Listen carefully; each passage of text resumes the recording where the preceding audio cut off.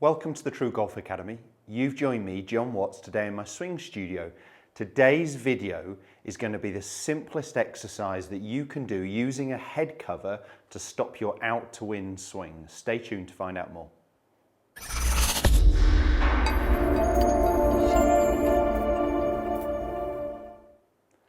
As mentioned, today's video is going to be a really simple one. It's how using a head cover in your practice can help stop your out to win swing path. So that is a swing that is moving across the golf ball this way. So for me as a right-handed golfer, moving almost from right to left, my arms are moving in towards my body. Now, if you do suffer with this, you could be suffering with heel strikes, so shanks. This is going to be a great cure if you are shanking or suffering with heel strikes. And it's also, in terms of a ball flight, likely to be giving you a pull to the left of the target for a right-handed golfer, or quite often a fade, a slice out to the right-hand side. So you can reverse that for left-handed as well. This drill is going to be relevant for any club, so I'm going to show you with a mid-iron, and I'm also going to show you with a driver. It's a really simple one, as I said, to change your swing path and move that strike away from the heel. So what we're simply going to be doing, I'm going to be starting with a mid-iron. I've got a 6-iron here. And I would put some canes down to represent your ball to target line. Obviously what I've got here is lots of lines on the mat, but I'm still going to use a cane in front of the ball, pointing down my target line, representing my target. And what I'm going to be doing with the head cover is just simply placing that a couple of club heads width behind the golf ball, and I want enough room so I can swing back and just miss the head cover. So I should have just enough room that I can swing back on a nice line and miss the head cover. Where this is really important for us is actually the downswing.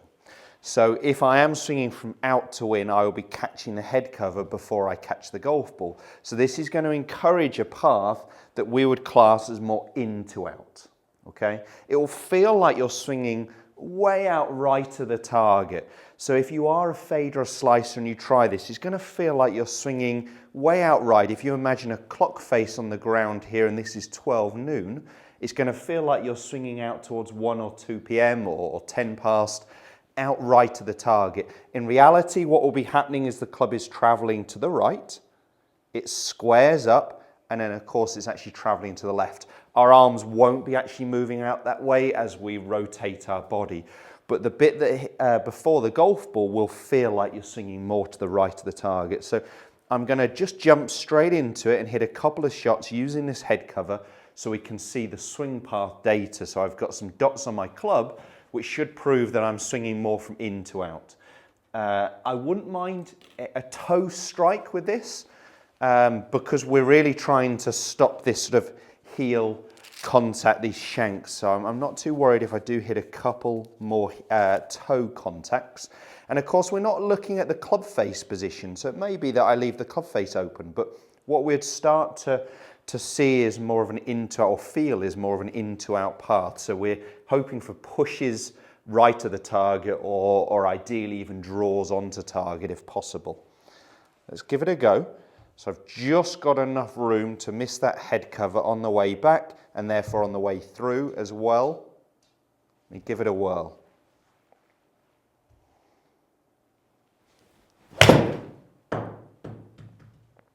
So not the perfect strike I wanted, but definitely got the desired ball flight. Started right to target, bent left to target. Exactly what I'm looking for, a nice draw pattern. Don't worry if I'm hitting a push. 2.8 degrees in to out, so that definitely helped. So if you are an out to in swinger, this is going to make a big difference. Again, I've just got enough room to miss that head cover on the way back and therefore on the way down as well. That felt a better strike. So you can see that one actually just staying out right to target, but I bet the swing path is still going to be very, very good. Let's have a quick peek at it. You can see a better strike, better distance. So I created a swing path there, only 1 degree into out, but the average there, so 2.8 and 1 degree, we got an average of 1.8 into out in the correct direction. The only reason that last one went a little bit right to target, not much. I mean, the club face was fractionally open. Potentially the strike was a little bit nearer the toe of the golf club, but not way off there. I'm going to also show you this with a driver. So we're going to quickly set that up and we'll come in and do the same exercise, the same drill with the driver.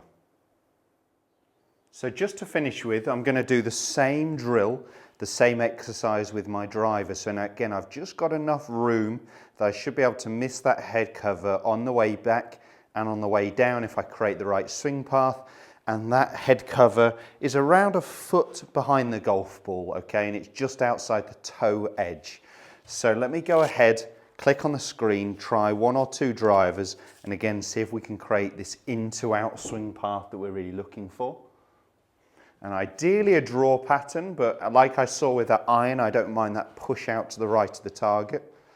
The drivers are perhaps where I struggle a little bit more. I tend to be a little bit into-out with my irons, whereas my driver I tend to be sort of pretty close to 0. So let's see if I can actually create this into-out path that we're really looking for.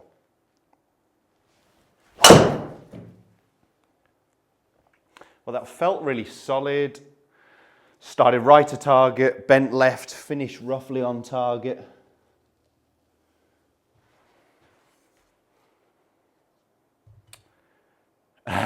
My swing path was 0.0. I'd hit up on the ball by 3 degrees. It was a very neutral path, but it definitely wasn't an out to in path. All right, let's give one more a whirl.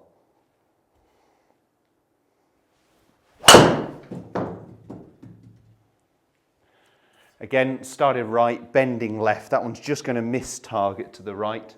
But again, a draw pattern. Pretty good distance. Strike felt a little bit nearer the toe of the golf club, but I created an in-to-out path there by 1.6 degrees. So if you are a fader, a slicer, struggling with heel contacts, that simple exercise is really going to help you when you're on the driving range or the practice area to be able to take that new path out onto the golf course. Give it a go, let me know how you get on. If you did enjoy the content video, make sure you give us a thumbs up and do subscribe to the channel as well. It's the best way to stay in content with the new videos, never miss one again. New videos every Monday, Wednesday and Friday at 5:30. Thanks guys, we'll see you soon.